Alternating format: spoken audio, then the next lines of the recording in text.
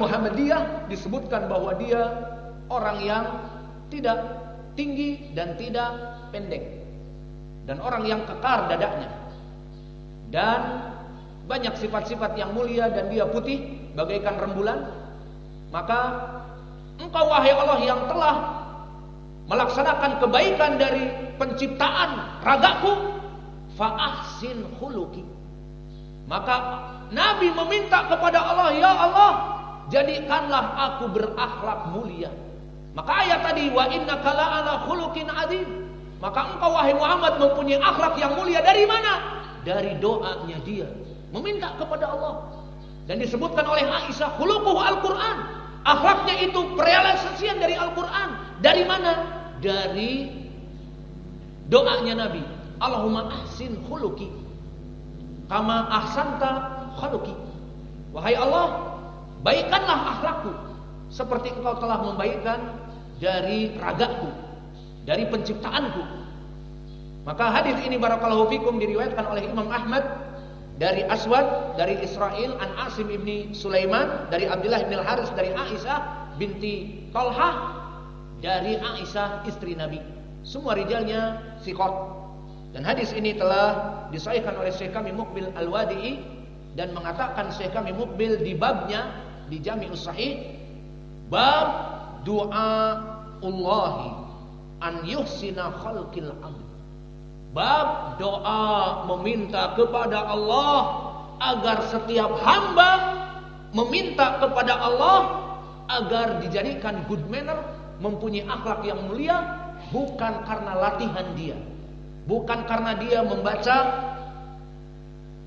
dari suluk orang-orang sufi ataupun membaca kitab Weda, bagaimana dulu orang-orang yang menjauhkan dari dunia angkara murka dengan melaksanakan tapa brata dan menjadi zuhud fi dunya, tidak butuh kepada itu, tetapi meminta kepada Allah, Allahumma ahsin khuluqi. Maka oleh sebab itu ya ibadah Allah, selesai atau kita lanjut? Abu Fatimah, selesai atau kita lanjutkan? Hah? Antum ini lanjut, jalan-jalan terus. Kena batunya. Lanjut, dianya jalan-jalan terus. Maka kita lanjutkan sedikit. Fala hadaya ibadallah, la tabtar bi amalik as-salih. Janganlah, kita menasihati kepada kita semua yang hadir, saya pribadi dan antum semua, la tabtar bi amalik as-salih. Jangan ada yang tertipu, jangan ada yang bangga diri, jangan ada yang ujub dengan amal-amal salehnya. Masya Allah, full day kita belajar, kita mengajar, kita melaksanakan ibadah, kita menginfakkan harta, kita melaksanakan salat bersama, full day beribadah, full night juga nanti beribadah. Maka jangan tertipu bahwa itu semuanya dari ijtihad kalian, karena tadi telah kami sebutkan di dalam ayat-ayat yang terdahulu. Maka janganlah sekali-kali tertipu, karena itu semuanya karena Allah mudahkan kepada kita, Allah berikan rahmat dan fadlnya kepada kita, dan Allah berikan taufik. Wa ma tasyauna illa an yasha Allah. Allah jadikan iradah kita untuk beribadah disepakati oleh kemauan Allah Jalla wa ala. Maka la tabtar bi amalik as-salih. Maka janganlah wahai saudara-saudaraku kalian tertipu dengan amal-amal saleh. Sekarang kita berpindah kepada perkara yang lain. Kalau tadi kita menyebut bahwa itu semua bukan dari ijtihad kita dan our spirit, tetapi itu karena kemauan Allah dan kemudahan Allah bagi kita, maka di sini kita katakan la tabtar bi amalik as-salih, dari jenis yang kedua. Apa itu? Di saat seseorang ingin cross check kepada dirinya untuk evaluasi agar dirinya tidak ujub dengan amal-amal saleh tadi, seharian penuh full day ibadah. Wah, aku orang yang paling baik di desaku, aku orang yang paling soleh. Maka nanti aku pulang setelah 2 hari di sini, seperti para pemuda-pemuda dari Palu, seakan-akan orang-orang yang paling suci, orang-orang yang paling soleh. Tidak, la tabtar bi amalik as-soleh. Dari segi yang kedua, kita sebutkan tadi nasihat, jangan tertipu dan ujub kepada amal-amal yang saleh.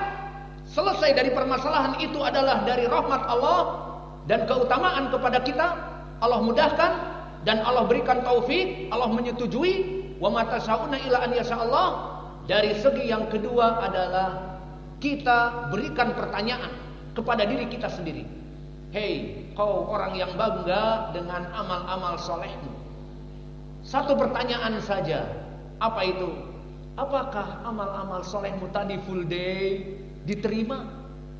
Nah, ini baru dia berpikir.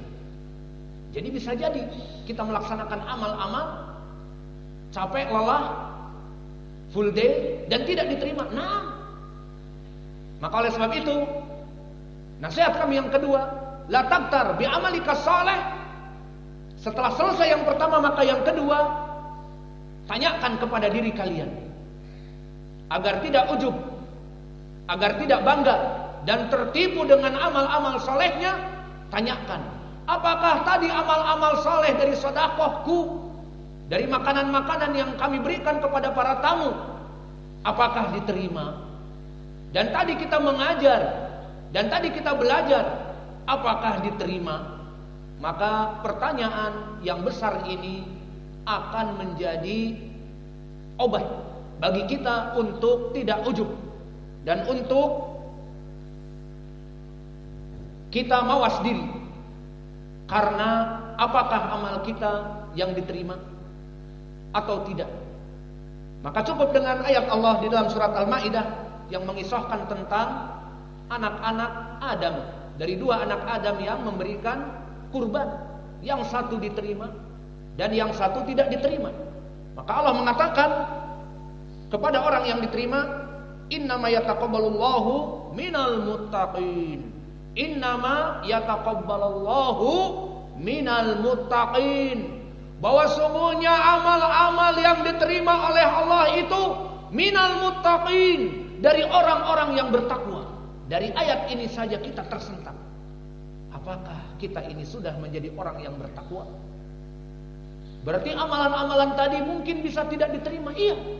Karena innama yataqabbalullahu minal muttaqin, dan lafaz innama yufidul hasr maknanya adalah tidak ada amalan-amalan yang diterima oleh Allah kecuali dari amalan orang-orang yang bertakwa. Lalu bagaimana amalan orang-orang yang bertakwa? Maka kembali kepada surut qabulil amal.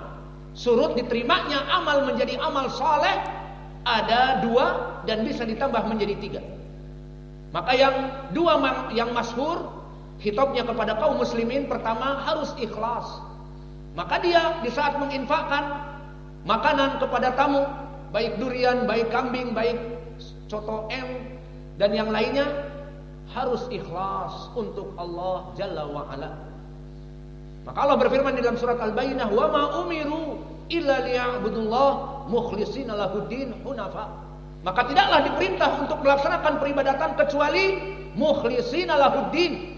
Wa ma umiru illa liya'budullah mukhlishina lahuddin. Liya'budullah mukhlishin, dalam keadaan ikhlas. Maka mukhlishin di sini hal mansub bagi orang-orang yang ikhlas, wa alamatun nasbihinya bil ya, karena jam'u mudzakkar as-salim minal mukhlisin. Maka orang-orang dalam peribadatan itu yang diterima adalah orang-orang yang mengikhlaskan untuk Allah, lahuddin hunafa, dan condong kepada kelurusan, hanifan, maknanya tidak condong kepada kesyirikan tetapi straight to Allah dalam ikhlas mereka. Beribadah straight to Allah, langsung kepada Allah, tidak kepada makhluk, untuk makhluk. Dan begitu pun ucapan Allah di dalam surat An-Nisa, wa'budullah wa la tusyriku bihi syai'a. Beribadahlah hanya kepada Allah dalam keikhlasan, jangan melaksanakan kesyirikan yang besar ataupun kesyirikan yang kecil seperti riya wa sum'ah. Maka ini syarat yang pertama. Syarat yang kedua, muwafaqah, mutaba'ah, mengikuti sunnah Nabi, sesuai dengan sunnah Nabi, seperti hadis yang muttafaqun alaih dari Aisyah. Berkata Rasulullah sallallahu alaihi wasallam di hadis yang muttafaqun alaih dengan lafaz man ahdatsa fi amrina hadza ma laysa minhu fa huwa raddun, dan di riwayat berkesendirian Muslim man amila amalan laisa alaihi amruna fa huwa raddun. Barang siapa yang melaksanakan perbuatan tanpa bimbingan dan tanpa penyesuaian dengan sunnah Nabi, tanpa mutabaah kepada sunnah-sunnah Nabi, fahuwa raddun bimakna mardudun, tertolak. Maka inilah dua syarat. Dan syarat yang ketiga harus mukmin muslim. Mana dalilnya? Di dalam surat An-Nahl. Man amila amalan min dzakarin aw untha wa huwa mu'minun. Maka harus beriman. Maka kesimpulannya, pertanyaan yang kedua, agar kita tidak magrur bi a'malina shalihah, agar kita tidak ujub dengan amal-amal kita, tanyakan. Kalau tadi yang pertama kita tanyakan, apakah ini dari kemampuanmu, apakah ini dari kecerdasanmu, telah kita jawab dan kita lewati pendalilannya. Dan yang kedua ditanyakan, apakah Allah menerima amal-amal kamu? Innama yataqabbalallahu minal muttaqin. Sungguhnya tidaklah Allah menerima amal-amal kalian itu kecuali dari orang-orang yang bertakwa. Apakah kamu telah menjadi orang yang bertakwa? Apakah amalmu diterima? Dengan pertanyaan-pertanyaan ini, maka kita akan kembali kepada kebutuhan kepada Allah di dalam beribadah. Maka jatuhlah ujub, dan jatuhlah bangga diri, dan jatuhlah takabur, sombong, menganggap dirinya orang yang paling suci dan sebagainya. Lalu resep yang ketiga agar kita tidak ujub dari amalan-amalan kita, yang ketiga adalah mempertanyakan juga kepada diri kita, introspeksi, evaluasi dari amalan-amalan kita. Apa? Ya rajul, hal hadhil a'mal as-salihat mudawimah alaik.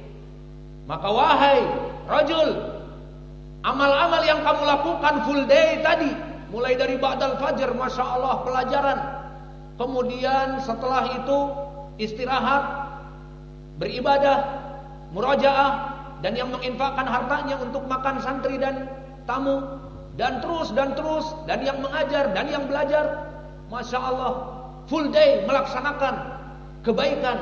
Apakah pertanyaan yang ketiga? Mudawamah alaikum. Apakah dia terus menerus forever amalan ini, atau hanya hari daurah durian saja? Setelah selesai hari daurah durian 2 hari, maka hilanglah salat berjamaah, maka hilanglah bersedekah, maka hilanglah menuntut ilmu, menjadi orang awam kembali. Maka ini pertanyaan yang ketiga. Di saat kita mulai ujub dengan amalan-amalan kita, pertanyakan, apakah amalan tadi yang full day dan amalan yang full night itu akan terus? Besok apa yang kamu lakukan? Maka ini pun terapi yang ketiga. Di saat kita dalam keadaan tergoda syaitan, mulai ujub di dalam hati-hati kita. Maka oleh sebab itu, pertanyaan ini sangat baik, sehingga terapi dari perasaan ujub dan bangga diri dan tertipu. Fala hada la taghtar bi amalik as-salih. Wahai saudara-saudaraku, janganlah kalian tertipu dengan amal-amal kalian. Karena apa? Karena apakah amalan itu forever, terus menerus? Karena Allah menginginkan amalan itu mudawamah, terus menerus sampai mati dalam keadaan beramal soleh. Maka Allah berfirman di akhir surat Al-Hijr, wa'bud rabbaka hatta ya'tiyakal yaqin. Maka beribadahlah kepada Allah sampai datang kepada kalian al-yaqin. Apa makna al-yaqin? Kematian. Seperti di dalam surat di juz ke-29. Masalakakum fi saqar? Qalu